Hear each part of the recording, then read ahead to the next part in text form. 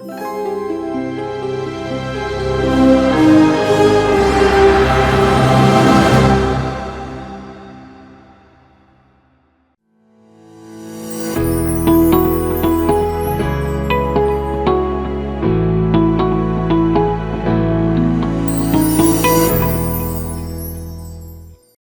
thank you very much, Saurabh, for coming for this conversation. It really means a lot. It's My pleasure. Privilege, and pleasure. I must also tell you this as a compliment, that you're the only human being that I know personally on planet Earth who does not use WhatsApp. I mean, my 92-year-old Masi also uses WhatsApp. It was interesting, and I'm suddenly thinking, maybe the man is so focused. That is why he does what he does. I tried to get on WhatsApp. 24 hours, I was back. Right. So, the reason for not having WhatsApp is, in a way, to create a little bit of mental space. I think you figure it out. It's to create a little bit of mental space so that I can carry on living a normal professional life, spend time with the family. All forms of communication, whether it's email, whether it is social media, has pros and cons, right? And it's up to us to use it to our benefit and stop it from becoming intrusive in our lives. And I've always felt that social media is a little too edgy for a person like me, who's anyway a little hyper. So email is probably as far as it will get with me. And email works just fine. I in fact prefer Purana style letters as well, and that's probably asking too much to people to write Purana style letters. But yeah, I'm glad that we met, even though I am not on WhatsApp.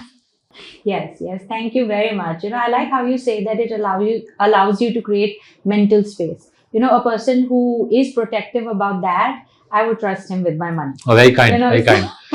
नहीं तो आजकल, अपना पैसा संभालते your mental peace is gone. So you have the responsibility of so many others who trust you. So it's great that you have that clear. If you think about it, right, the only reason we exist, the only reason people like Marcellus exist is we are basically giving our brains to our clients. If with that same brain, we are on WhatsApp, watching the latest video on, say, the Ukraine conflict or the latest IPL cricket match, then I'm not so sure how much of our brain will be left to help our clients compound their wealth. Wow, that's really, really awesome. More power to you on that. Yeah, it's not really important. वो सब ठीक है. आप हमारा पैसा संभाल लीजिए. We'll try our best. Yes. So, what I will be doing is, I'm asking you from a very layman perspective. Okay, as much as people are kind enough to say that I am successful, I would say when it comes to financial knowledge, I am a layman. So, words such as stocks and market and trading and investment and portfolio are all jargons for us. I mean, while you are the money guru, I would classify myself as the money queen. Right. I know how to make money. And I also know how to spend it all. Right. Right.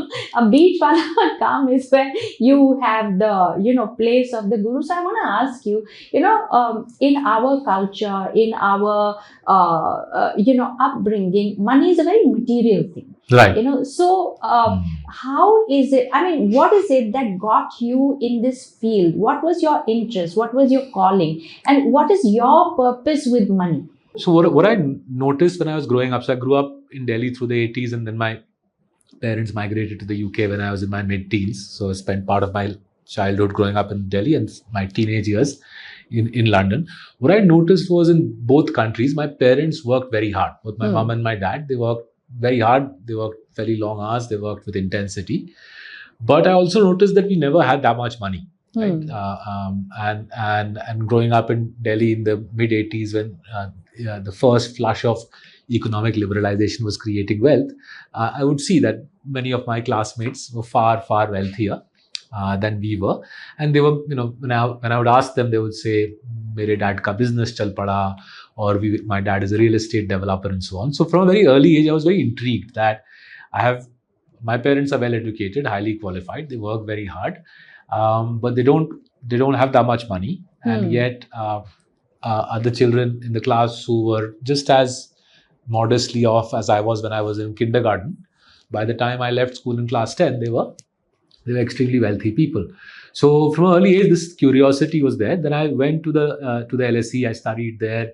I graduated. I became a management consultant, and then through what I would say was my early 20s, I realized that just working hard isn't enough. You can work hard for 40 years. If you don't invest properly, working hard and saving is also not enough. A lot of people in our country believe, agar maine bachat kar li, if I save enough, that's somehow enough. Oh my God, you just broke my whole, way of thinking. Please go ahead. Right. So you can work hard, you can save a lot of money. Those are good things to do. Don't stop. But if you don't invest your savings, then come your 50s, and certainly by the time you're early 60s, life gets very tricky.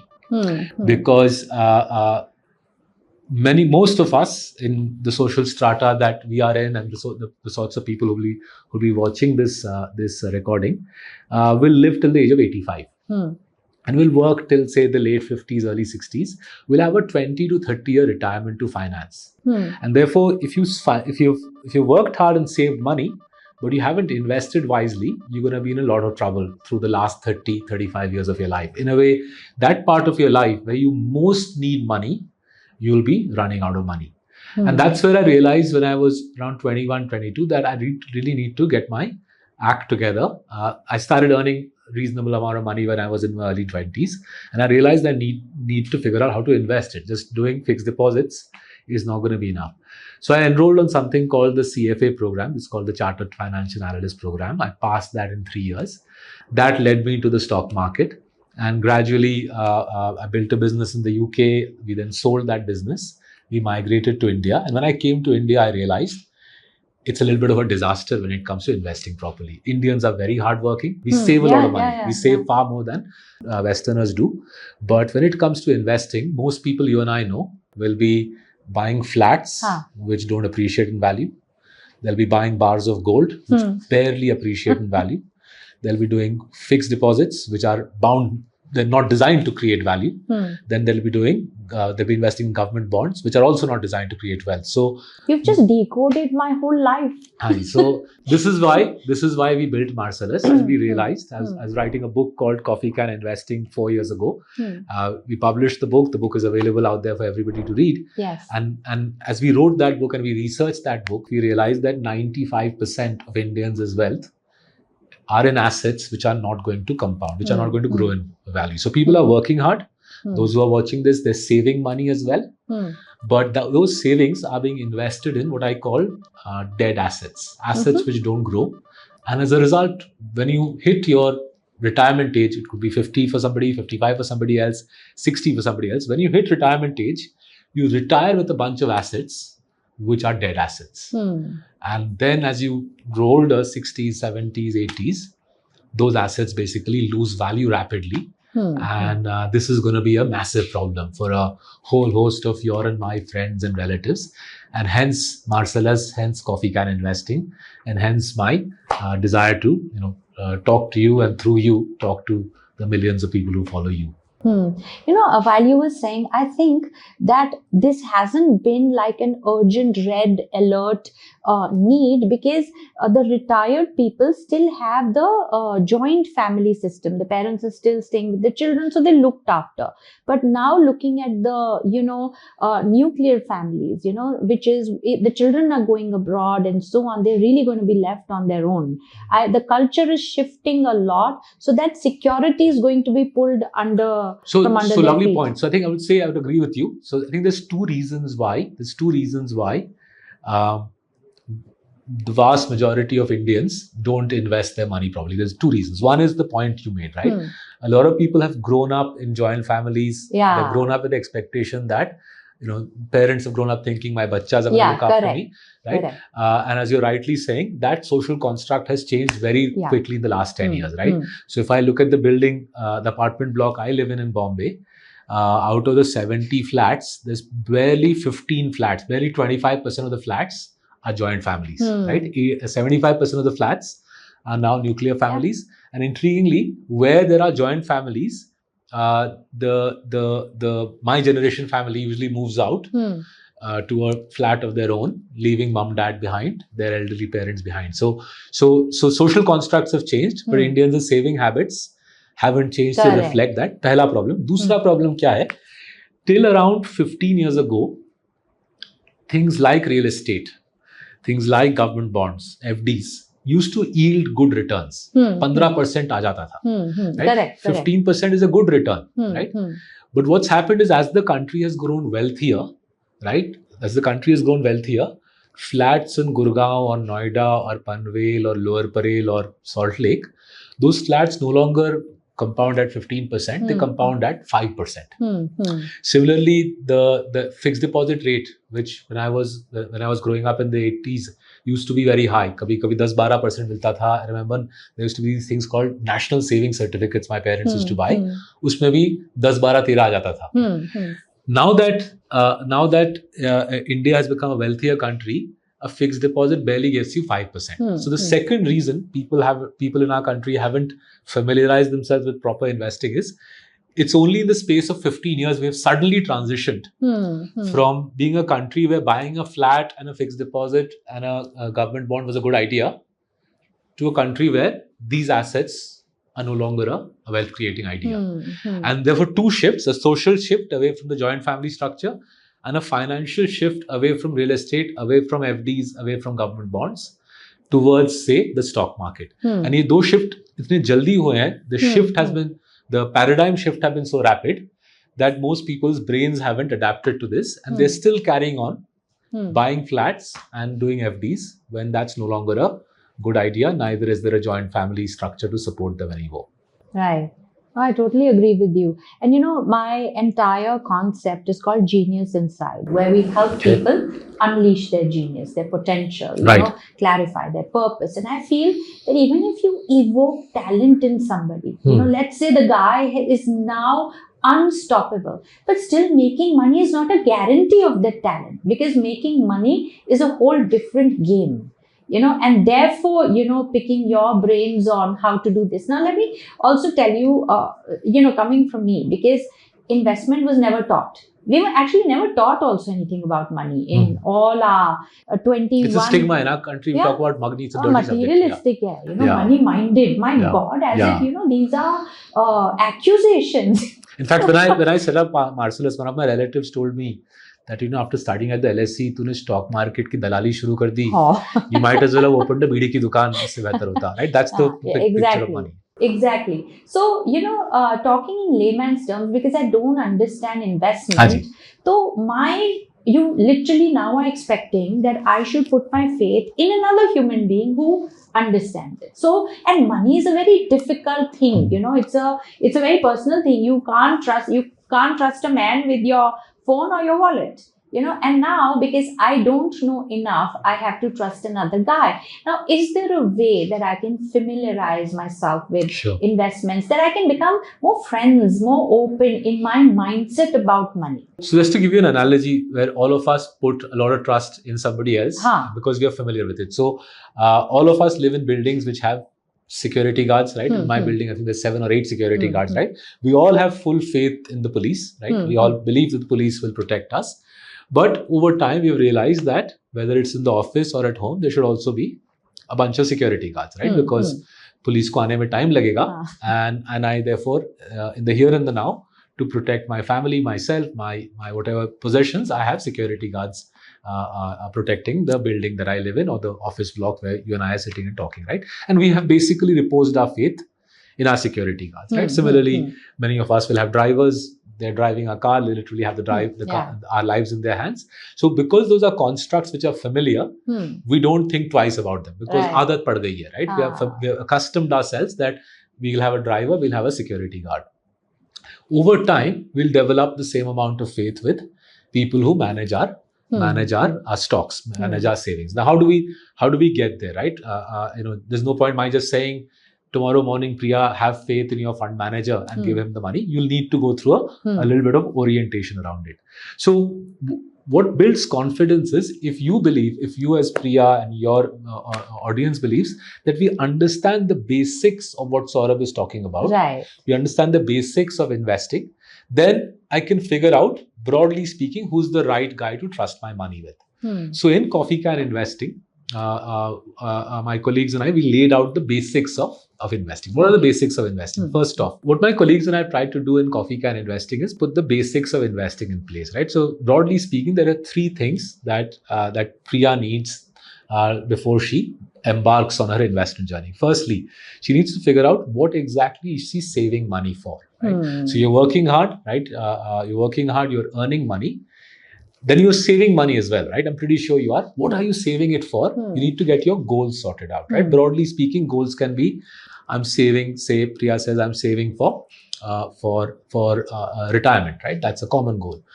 You might also say, I'm also saving to buy a house in Goa. That's a slightly different type of goal. A retirement goal is a more basic goal. A house in Goa is a slightly different type of goal. There's an element of luxury in the goal, but it's perfectly justified for you to say, I'm saving for a house in Goa. You might also say that I'm saving so that I can make a movie, for example, right? So you need to very clearly lay out what are your priorities. You know my life so well.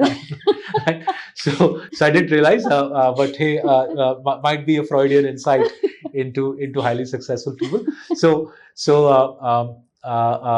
you lay out your priorities. You'll have to give some pecking order, right? Sabse important kya hai? Presumably, getting the retirement corpus sorted out is priority number one. Perhaps the saving amount for the movie is priority number three. First thing to do is get your priorities sorted out, because unless we know on the map where we are going, we're never going to get there, right? So first thing to do on the map is to say, this is my destination. Then you chalk out a plan to get to your destination, a plan to get to your first basic goal, which is retirement corpus, second, a house in Goa, and third, the movie ka corpus. If these three goals mean that, say, you have 100 rupees today, and say you need 1,000 rupees 10 years out. That roughly someone like me will tell you that means you need to compound Priya at 26%. Okay. Right? Now that's a big number. A financial planner, and there are trained financial planners in our country. They're called registered investment advisors. On the SEBI website, you can find 1,200 of them, their email addresses, phone numbers. A financial planner will tell you that 26% is a little ambitious. So you have 100 rupees today, Priya. 1,000 rupees 10 years out sounds a little ambitious. So you'll have to compromise on one of your three goals. So you might say, chalo, theek hai, that movie we will make it 200. So you might say, let's go of the movie. 500 rupees, 100 rupees today, 500 rupees 10 years out. I need to compound at 15%, right? 100 ka 500 10 saal baad 15% pe 15% return. And then, so step two is build the plan that Priya needs 500 rupees 10 years out. She needs to grow her wealth by X amount of X rate. A financial planner gives you the plan. And step three is to then make investments which give you a 15% return with the highest probability possible. There's no guarantees. If you need a 15%, there's no guarantees. But what you can do with a good planner and with good investments is, with a pretty high degree of confidence, get to 500 rupees 10 years out, and thus get your retirement sorted out and get your villa in Goa funded, right? The movie will have to wait for another day. So this is broadly the roadmap. So step one, destination kya hai? Step two, to get to that destination, plan kya hai?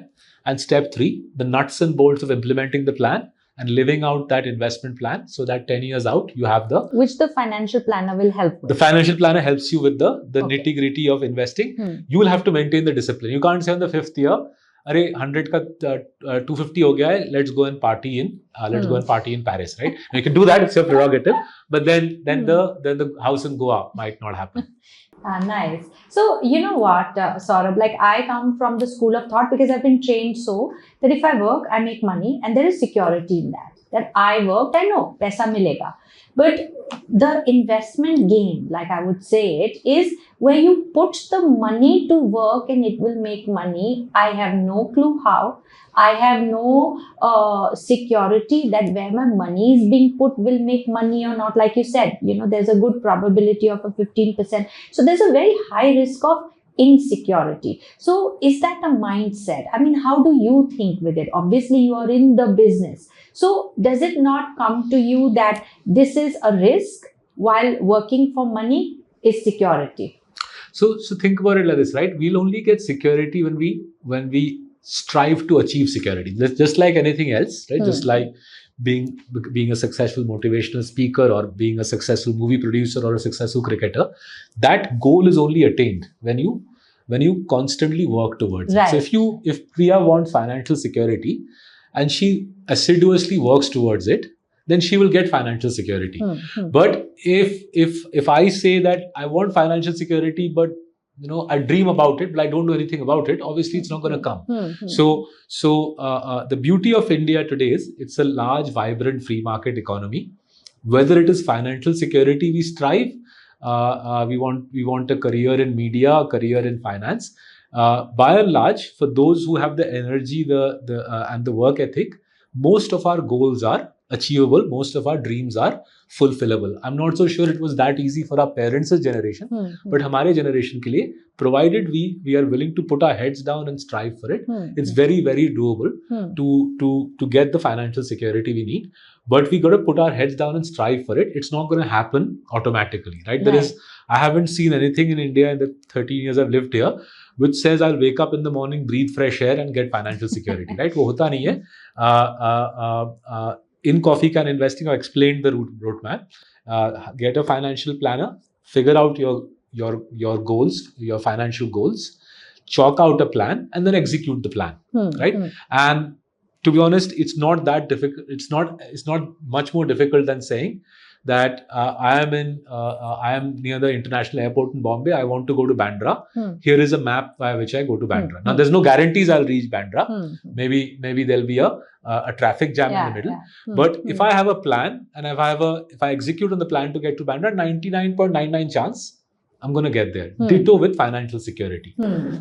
So let's say, for example, if I invest in a stock and the company doesn't do well, so obviously my money is gone or it's at risk. So, and what I studied in this survey is, in this report, is that fear of losing money ranks number 3 in the list of fears. And there is also fear of losing followers on social media, which is in the top 10. But Right. How does one deal with that? Fear of losing money. Then, they say it's my hard-earned money and so on, and it was all lost Sure. on faith on another person as the manager, and faith in that investment, whether investment was made, who did not perform well. So let's deal with I think there's in your question of how do we deal with fear of losing money, there's 2 things packed into that one question. Firstly, how do we deal with fear? So in primary school in Delhi, I used to be fearful of swimming. Right? बहुत डर लगता था. So as I grew a little older, I told myself I have to deal with this rationally. I can't forever say I'm scared of swimming. So by this time we had moved to London, so I used to go to the local pool. I used to go into the shallow end of the pool and teach myself basic strokes. Then whenever I used to see swimming courses advertised, I would sign up for the swimming courses, right? And then after doing that for 5 years, I could swim at the deep end of the pool, right? And gradually I, right, 5-6 years ka kar karke, I overcame my fear of water. I overcame my fear of swimming, but ek effort lagana pada, right? It's not as if one morning I woke up and fear went away. Fear never goes away naturally. Right. So you start with baby steps. You start at the shallow end of the pool. You start with basic strokes, then you sign up for some basic classes in swimming. I still remember, सबसे सस्ते classes Saturdays सुबह 6 बजे होते थे because nobody else wanted to come. But I figured out Saturdays सुबह 6 o'clock if I go, the instructor will give me personalized training, right? So using all of those tactics over a 5-6 year period, I overcame my fear of water, fear of swimming.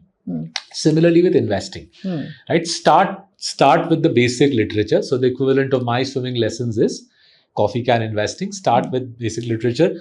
I have written Coffee Can Investing. I'm sure other people have created very good material which is available on the internet, on YouTube. I'm sure there are good courses, personal finance beginners courses on various internet platforms. Start with basic financial education. Get a financial planner. Whatever plan he or she gives you, start small with that, right? You don't necessarily have to overnight repose your entire life savings with one planner. Start small. Over 2-3 years, build up your confidence in what you're doing. right? There's plenty of reading material available, right? Coffee Can Investing is the simplest of my books. There's also a book that we've written called Diamonds in the Dust, which is slightly more advanced. As you learn more about investing, as you invest a little bit more, your confidence will build. You'll also start understanding more material, and it's a journey. Just like none of us learned Pythagoras theorem straight away. We went through 10 years of schooling before Pythagoras theorem was introduced to us. Similarly with investing, there's a journey. If you go through that journey, the result is perhaps as early as the age of 50, and certainly by the age of 60, you will have built financial security. And then, the last 20, 25 years of your life, you'll be fit, you'll be in great financial health, and whatever dreams you have, aspirations you have will be fulfilled, right? Ab travel karoge, maybe like me, you want to write more books, ab books likhoge, or like Priya, you'll become a famous motivational speaker. Nice, yeah. I mean, very, very well articulated and explained. And I want to ask you, this is a personal question. Have you ever lost money? Or like, for example, lovely point actually. So it's a very lovely point. So what the most common way to lose money, and that's how I lost money, is how the way you lose money is someone sells you something that you desperately want. What do people desperately want? What does a middle class quick return? We want security, right? Someone like me, right? I've got a family to look after, right? I've got elderly parents, so मेरे को security चाहिए था, and I just moved to India. This is 13 years ago की बात कर रहा हूँ. So I didn't know much about the country. Big city, Mumbai, big city, a little bit alien to me because I hadn't lived in India for 18 years. So I met this wealth manager, and he said, "ये आपको मैं एक life insurance policy बेचता हूँ, famous insurance company का life insurance policy बेचता हूँ. If anything happens to you, your family will get this chunky payout." Right? So I felt this is great. Yeah, if I pay this big commission every year, my family will get this big payout, and that too will mean whatever happens to me, my family will be safe, right? And it was a very seductively positioned dream, right? And it was a big annual premium I was paying. It took me 5 years to realize that for the amount of money I was paying up, the final payout was derisory. And the bulk of my premiums were used to pay commissions to that intermediary who had flogged me the plan. So I then went back and said, "जो भी मैंने पैसा दिया है, मेरे को पैसे वापस दो." So obviously they resisted, and then I said, "If you don't, I'll lodge a complaint with the regulator." I didn't get all my money back. I got most of it back, and that's when I realized that none of us, myself included, can put our guard down. When we see someone selling us a product, we need to ask, I think, 3 basic questions. What incentive does this person have to sell this product to me? Right? Oh my God. What incentive does this person have? True. Right? Usko kya commission mil raha hai? Right? And commission-oriented selling is the norm the world over. In my case, the entirety of my first 2 years premium was basically the commission, which I later on realized, and that doesn't work, right? Because if my premium is going to the intermediary as a commission, मेरे को तो return आएगा नहीं. So first thing to ask is, what incentive does said person have to sell this product to me? Secondly, is the person selling the product to me himself invested in the same product? Is he eating his own cooking? Right? Correct. Because if he's not eating his own cooking, then conflict of interest आ जाता है. वो कुछ और खा रहा है, वो गाजर का हलवा खा रहा है, मैं यहाँ पे रोटी दाल मेरे को दे रहा है. Right? Thirdly, what track record does said person have with this said product? Right? And how does one find that out? What track record does he have? So I think you ask for all 3. Firstly, if somebody's selling you anything, right? Even if Saurabh Mukherjea is selling you a book, you ask Saurabh, kya milega tumko? In my case, 10% of the royalties, 10% of the purchase price of the book comes to me. So if you buy a book that I have written for 300 rupees, we as Marcellus get 30 rupees. Okay? So full disclosure, 30 rupees. Nice. Filter coffee in next door office is 30 rupees. So as soon as Priya buys Coffee Can Investing, I'll go ahead and have a filter coffee. Dusra, are our interests aligned, right? In the case of the book, it's relatively straightforward. We sit here and write books. Priya reads it and it's straightforward. But in the case of investing, entirety of my life savings, my parents' life savings, most of my colleagues and their parents' life savings are invested in Marcellus. Right? So and this was done with incentive alignment in mind. 2/3 of our bonuses get invested in Marcellus, and this is done to align interests so that I don't tell Priya, Priya, हाँ. invest in Marcellus. In the हाँ. meantime, I'm investing somewhere else. वो नहीं होता. But again, you can check this with whoever is offering to manage your money. That sir, आप invested हो क्या आपके products में? कितना % आपका wealth आपके product में invested है? And third is track record. How long have you done this? So how long? In the case of my book, the book has been I think on Amazon for 4-5 years. So आप जाके देख सकते हो किसने पढ़ी है, क्या लिखा है. It has amazing reviews. Right? No, some good, some bad, which is just as in fine. Thousands. So which is very kind of the readers out there. In the case of an investment manager like us, you should ask for the track record. How long have you managed money? आप लोगों का क्या track record है उस दौरान? मानिए in our case we managed money for the best part of 4 years. What is your track record over the 4 years? So 3 things to look for. Alignment of interests, what percentage of their own wealth is invested in that product, and thirdly, track record. Interesting. So you obviously don't have a manager, right? You invest directly. When you take your money, you put correct. So how do you select where to put your money? Right. Okay. So I'll outline our financial goals, my wife and mine, which is relatively simple. Our first priority is to get the bachas to college over the next 4, 5, 6 years. So we need to save a certain amount of money for that. Uske baad, 15 to 20 years out, we'll have to fund 15 to 20 years out, we'll retire. And therefore, hopefully with the bachas off to college in the next 5 years or so, we have a 10-year period where we have to fully focus on getting the retirement corpus sorted out.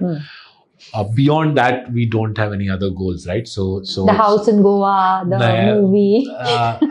I like living in the middle of a throbbing city. Goa holidays, love it, but living in Goa perhaps a little too quiet, for me. But lovely place, what a gorgeous place. Anyway, so coming to our goals, basis these 2 goals, getting the kids through college and our retirement. We know, my wife and I know that if we can compound at 15%, we'll be all right.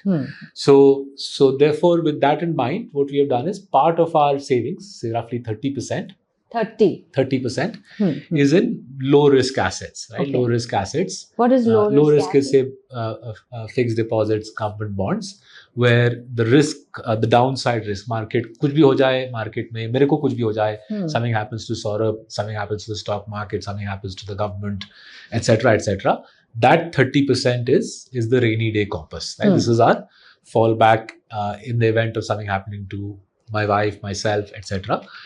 This is our rainy day corpus. The other 70% is invested in high quality stocks, what are called in the book Coffee Can Investing, what's called CCP stocks. So high quality stocks. What are high quality stocks? Companies who don't steal money. Obviously, if I invest with companies who steal money, they will fund their volleyball team with my savings. Mera paisa to banega nahi. Secondly, companies which are not just clean, we also need them to be rational. Dimag hona chahiye, right? If they take your and my money and they buy a company in Australia or in Austria which will not make returns, then you and I will suffer, right? So clean company, intelligent, sensible company, and thirdly, we look for companies which is basically a monopoly, a company जिसका competition कमजोर है. We look for companies whose products sell at 20 to 40% premium prices compared to the competition, right? So that's the investment methodology explained in our books. Clean company, sensible, intelligent promoter, and thirdly, monopolistic company.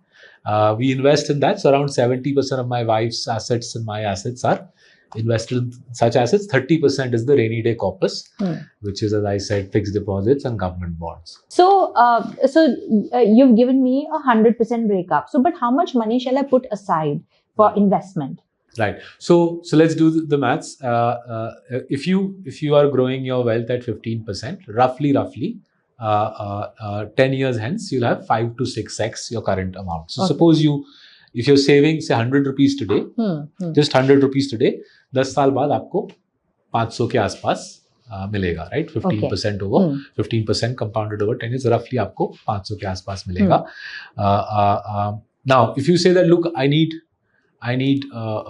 not 500 rupees, 1000 rupees 10 years hence, then my suggestion is you need to save not 100, you need to save 200, right? So depending on your goals and how much those goals will cost you 10 years hence or 20 years hence, right? Say in my case, the retirement goal is 15 years out. Depending on your goals and the ticket the ticket size of those goals, you have to proportionately save today. But the power of compounding means that if you save regularly decent amounts of money with 15% compounding, a regular saving plan, har mahine modest amount set aside, 15% compounding, over 15-20 years, you can actually end up with a sizable corpus.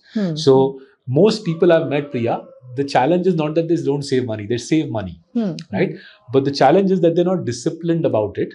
And as a result, suddenly they'll take the savings and splurge it. They'll suddenly take the savings and splurge it, and the क्या होता है, गाड़ी की metre फिर से नीचे चली जाती है, right? So consistent savings at a modest rate and then investing it sensibly, 15% compounded, will mean that by the time we are 60, 65, there'll actually be more than enough financial comfort for us. So disciplined saving combined with sensible investing is equal to financial security. Okay, perfect. So let's say if I'm making 100 rupees. So what is the percentage that should go in spending, in investing? Is there a way? I mean, so if you... Is there a rule? What would you like me to do? So how much you should save depends on what your goals are, right? If your goals are, as you're discussing, house in Goa plus to make a Bollywood movie, if your goals are like that, right, ambitious, then you need to save more. If your goals are more modest, just to fund a retirement, then the savings can be less, right? So in Coffee Can Investing, I broadly laid out the maths, and this is exactly the work that a financial planner or an investment advisor for a small fee can do for you. It doesn't. It's relatively straightforward. You have to articulate your goals. क्या चाहिए आपको, कब चाहिए, right? Which year do you want the retirement villa? Which year do you want to make your Bollywood movie? That's those dates then get set, and then the financial planner works back to figure out at what rate do you need to grow your wealth and how much do you need to save per month, right? Typically, for most people in your and my social strata, I've seen, if we save 30% of what we earn and we invest that sensibly, 15 years out will be pretty good. Okay. Right? But that's a broad rule of thumb. You're better off hiring a financial planner and getting exactly that maths done. Then if Priya saves 30% every month and invests it at a decent rate of return, say 15%, and she does that for the next 15 years, where will she be 15 years hence? That maths can be relatively quickly done and given back to you. My mathematics suggests, and again, we've explained this in our books, is for a modest middle-class retirement in India, modest in the sense, Swift Desire Gadi, holidays in Missouri, not Dubai, not BMW, not Dubai, Swift Desire, Missouri holiday and ODP restaurant mein weekend meals. Just for that, at the point of retirement, you'll need 15 crores. Okay. Right? 15 crores for a modest middle-class retirement. If you want the Dubai BMW and a 5-star hotel wala retirement, then it's a number 30 crores and upwards, right? And then you work backwards and say, to get to 30 crores, what do I need to do? That's the retirement, and then the house in Goa, say another 5 crores. And this is exactly the maths that a financial planner will sit and do with you. This country is growing at a good rate. Well-managed equity portfolios can compound your wealth at a good rate. But the systematic investing side, the systematic financial planning and investing side will have to come from the people who are watching. If you save and invest systematically, India will give you a good retirement. That's really awesome. And this is the first time I'm exposed to this volume of content on financial investing. What I have been exposed to all my life is it's all in the mind and think financial abundance and how to attract money. So how much of this is in the mind? I mean, what you're telling me is actually strategy. But how much of it is mental and confidence and... So anyway, this goes back to, that let's think of it in another aspect of our life, right? If we want to have a relatively sensible, structured, productive working day and have this mystical thing called work-life balance. So I've seen lots of people do, koi mindfulness kar raha hai, koi meditation kar raha hai, right? But their working day will be jam-packed. right? WhatsApp कर रहे होंगे, text message कर रहे होंगे, video call चल रहा होगा, भाग रहे होंगे इधर से उधर. So obviously, if you have a frenetic life and there is no structure to that life, it doesn't make any sense to then do all sorts of mental healing exercises, because what's causing you mental stress and pain is the unstructured nature of your life rather than anything else. So it's in that context, I've tried to declutter my life. So I've written a book on this because through COVID, I had so much time. I wrote a book called Victory Project with a friend of mine, Anupam Gupta. We wrote a book called The Victory Project as how we try to declutter our lives, and getting social media out of the picture, getting text messages, WhatsApp out of the picture was a big part of that. Just clutter kam kar do, it immediately frees up mind space. Similarly with financial planning, right? Just dreams of abundance and hopes of wealth will not make us financially secure. It's something that we need to work towards, creating a plan, implementing the plan, and then sticking to the plan, right? And the good thing as I see it is, because of the nature of how the country works, real successful professionals, such as the people who will be watching this, successful professionals in India now make pretty good amounts of money. If they save 30% and invest that sensibly through a 20-30 year successful professional career, there's a big pot of gold at the end of the rainbow. But it presupposes a good savings rate. 30% I think would be a sensible amount to strive for. And it also presupposes consistent investing of that money. And that done over a 20, 30, in some cases a 40-year career does mean a very nice pot of gold at the end of the rainbow. But if you're not saving, or you're saving but not investing, then the whole thing goes off the rails, and you end up like the hardworking people in my parents' generation, where 40 saal khoob mehnat kiya, but the investments were fixed deposits, government bonds, flats, and gold, which is not a great way to go about it. I like how you have built such a nice future. There's a pot of gold, there's a reward, and it's the right way to look at it. But, I have found that people are not motivated as much by rewards as much as they are by the danger. It's called, they are motivated by pleasure or by pain. So what is the consequence? And that is my final question to you, that somebody like me also, I feel while we are intelligent and successful and, done whatever, financially, we're not even started yet. So what is the red light danger that you're telling me if you don't do this? Because what I see, really, we don't have government jobs. I have people who have retired with government support. So what would you tell me as one final consequence? That look, this is not that you should do, you must do. And if you don't, this is what you will meet. Are you ready for it? I think two levels, think about it at two levels. Firstly, you're working hard, professionals like you are, working hard, making a name for yourselves, earning good money. If you're not investing that, somebody else is benefiting from your hard work. It sounds counterintuitive, but mehnat aap kar rahe ho. If you're splurging that, then ironically, whoever the BMW or Ferrari car dealer is benefiting from Priya Kumar's hard work. Now, the Ferrari car dealer doesn't see it like that, but I would say that's one way to think about it. That those who are watching this and you're working hard, but you're not saving and investing properly, somebody else is benefiting from it, right? Even if you're going and doing a massive fixed deposit, the bank is benefiting from your hard work. Because aapne 5% ब्याज में, 5% interest rate में, you said Priya Kumar will work hard, and here she will give the money to the bank at 5%, so that the bank can make money while she doesn't get the benefits of her hard work. So that's one way to think about it. And the other more pragmatic way to think about it is, hey, there's only so many years that I can do this, right? It's a demanding job. I've been doing this for 20 years. Hopefully, I'll be doing it for, say, 15, 20 years more. But there's a finite time period at the end of which my shelf life will be done. I'll be done with my productive years. Because of medical technology, hopefully I'll live for many years after that, after my working life ends. Somebody's going to pay my bills, right? Somebody will have to pay all our bills when we stop working. I don't think the government of India is going to announce a plan to pay our retirement bills. And since the government of India is not going to announce a plan to pay our retirement bills, if we want a reasonable retirement, we gotta work towards it. There's no fairy godmother which will emerge and say, Saurabh Mukherjea, here's a big check for your retirement years. So think about it both ways.